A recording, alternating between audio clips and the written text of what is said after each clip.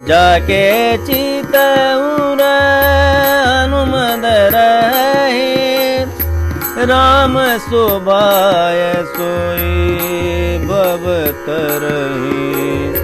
राम शोभाय सोई भव तरहि। जाके दोस्तों नमस्कार, श्री हनुमान ज्योतिष केंद्र सीतामढ़ी में आप सबों का स्वागत है।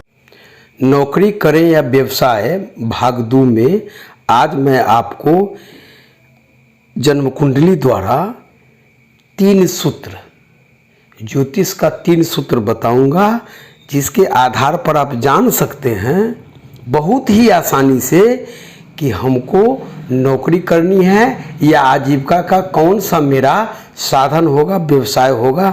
आइए इसे हम जानते हैं बिना समय लिए हुए, बिना समय गवाए। देखिए, आपकी जो कुंडली होती है उसमें आप लग्न कुंडली, चंद्र कुंडली और सूर्य, इसको देखिए।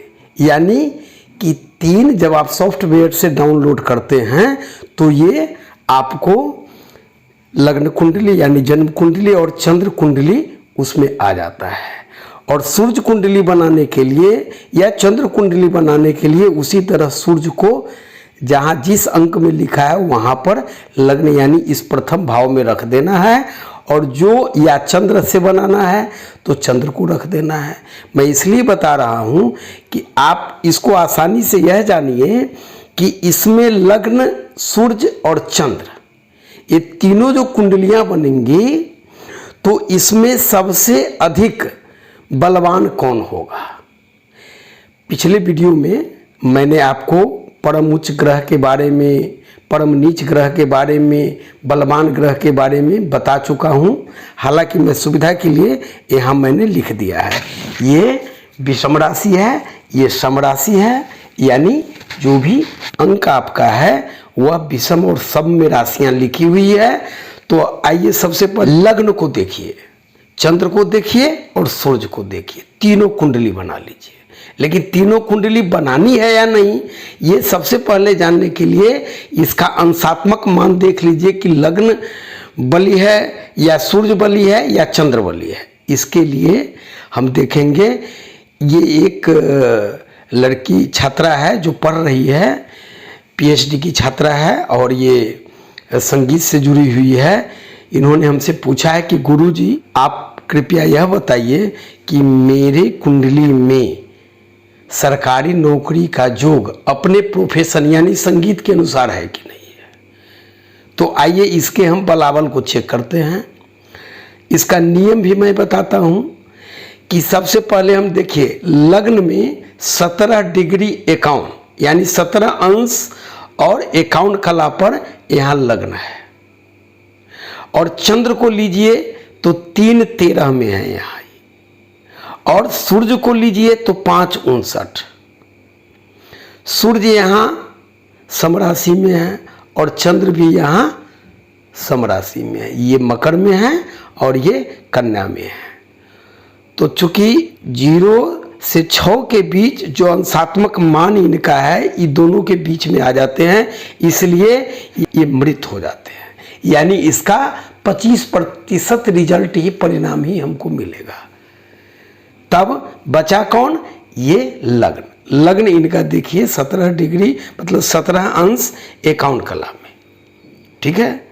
और 17 अंश 51 कला में ये सम राशि में, यहाँ 12 लिखा हुआ है, 6 दूनी 12 सम राशि में है। तो सम राशि में 12 से 18 के बीच ये जुआ है 100%। तो इनका ये इसी जन्म कुंडली से निकलेगा कि इसमें हमको क्या करना है, कैसे निर्धारण करें। तो देखिए, चंद्र मजबूत हो या सूर्य मजबूत हो या लग्न का अंशात्मक मान मजबूत हो, यानी वे जुवा और कुमार होने चाहिए। खास करके जुवा तो होने ही चाहिए, तब माना जाएगा कि इन तीनों में कौन बलवान है। तो इस तरह आप पिछले वीडियो में मैंने बताया है, इस तरह से आप इसको देख ले सकते हैं और जान जाएंगे आप। तो इसमें लग्न का हम बलाबल देखते हैं तो 17 अंश 51 कला पर है लग्न। तो हम लग्न से देखेंगे, या चंद्र से भी देखना हो या सूर्य से भी देखना हो तो यहाँ से ठीक 10वें घर में हम आएंगे, और 10वें घर में जो ग्रह होगा उसी से निर्धारण होगा कि कौन सा व्यापार करनी है या नौकरी करनी है या जो भी करना है, उसका निर्धारण आजीविका का साधन का वहीं से होगा।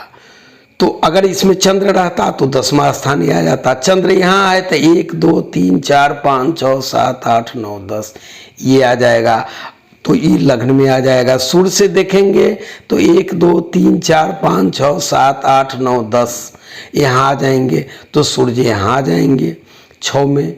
या चंद्र मजबूत होता तो 10 यहाँ लिखते हैं, बाकी सभी ग्रहों को जिस राशि में बैठे हुए हैं बैठा देना था।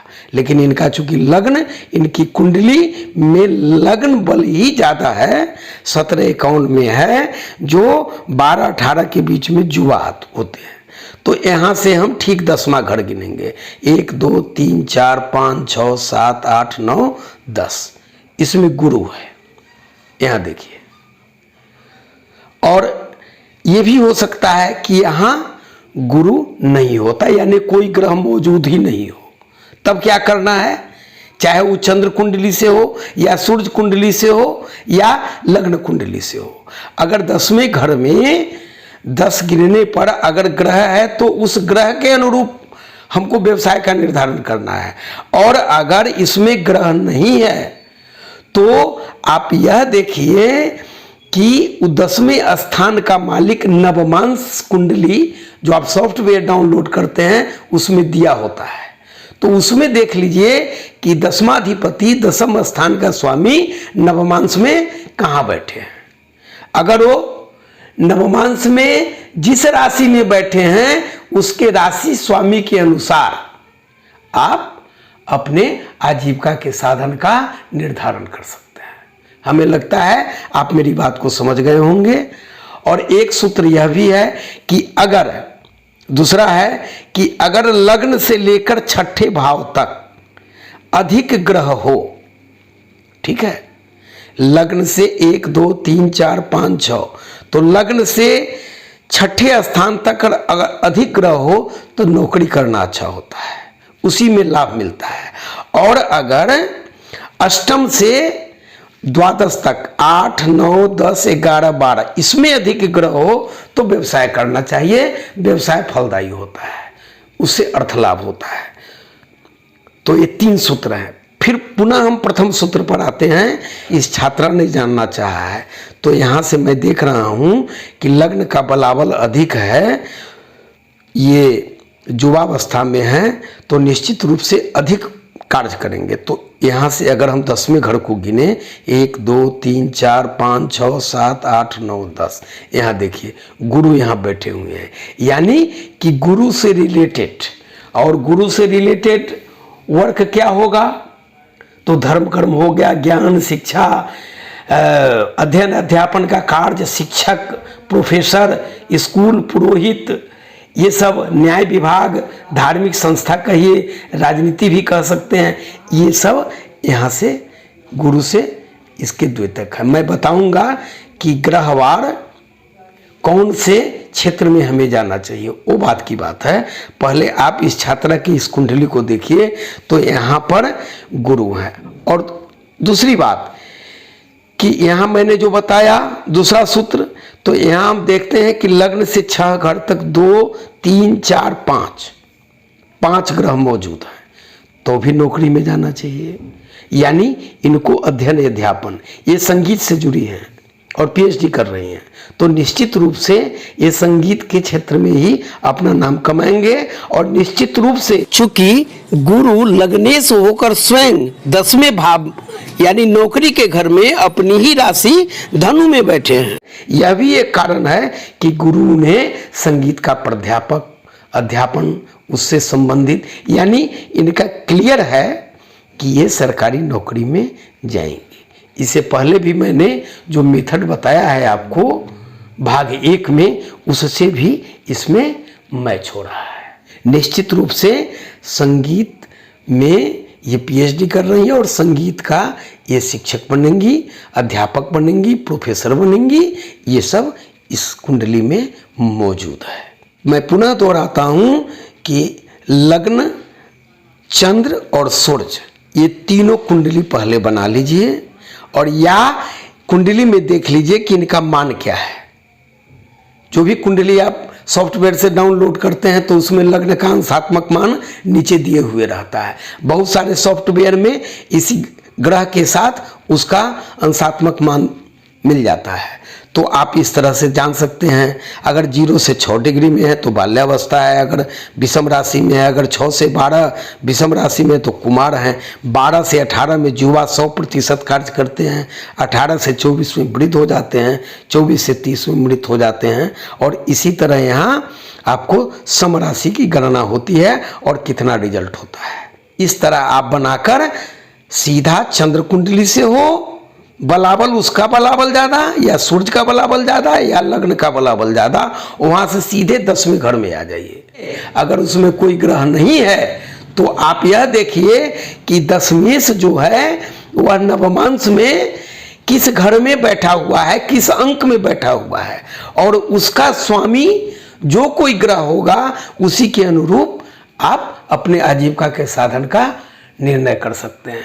जैसे मान लीजिए यहाँ सूर्य होता है, शासन प्रशासन, राजा, सरकारी नौकरी, आग बिजली, इलेक्ट्रिक, मैकेनिक, डॉक्टर, वन पर्वत, इसमें राजनीति भी आता है, राज्याधिकारी, प्रधानमंत्री, मुख्यमंत्री, ऊंचे पदाधिकारी, ये सब आ जाता है। अगर चंद्र होता अगर 10वें स्थान में तो इसमें जलीय खेत, जलीय चीज, औषधि, आपको यूं कहें कि नेवी वगैरह, सिंचाई विभाग, कृषि, ये सब आ जाते हैं। उसी तरह अगर मंगल होता इसमें बैठा हुआ तो सैनिक, नेवी, इसमें भी मिलिट्री, पुलिस, उसको कहिए बढ़ई, ड्राइवर, या जो भी साहसिक कार्य है, अस्त्र शस्त्र में, चिकित्सक, साहसिक यात्राएं करना, ईंट भट्ठा, अग्नि, तोड़ फोड़, सेना, पुलिस,